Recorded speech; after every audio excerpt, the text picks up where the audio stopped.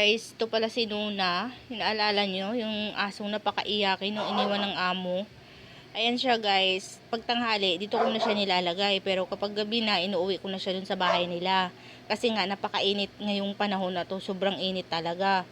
So, ngayon, dito ko muna siya ini-stay pag araw. Pero pag gabi, inuuwi ko naman yan siya doon. Sinuna yung aso na iniwan ng kanyang amo kasi hindi daw pwede dun sa lilipatan kasi bawal daw yung aso. So, sinuna guys, sanay sa amo niya dati kasi talagang body niya kasama daw niya matulog ganun, tapos bigla na lang one day hindi na siya pwedeng isama, so nakakaawa talaga yung aso, traumatized hanggang ngayon, iyakin pa rin siya guys, matagal na guys, mga October siguro to na iniwan siya ng amo niya, bandang October mga ganung buwan, so hanggang ngayon ang tagal, hindi pa rin siya nakakapag-adjust. Sobrang iyakin pa rin niya guys.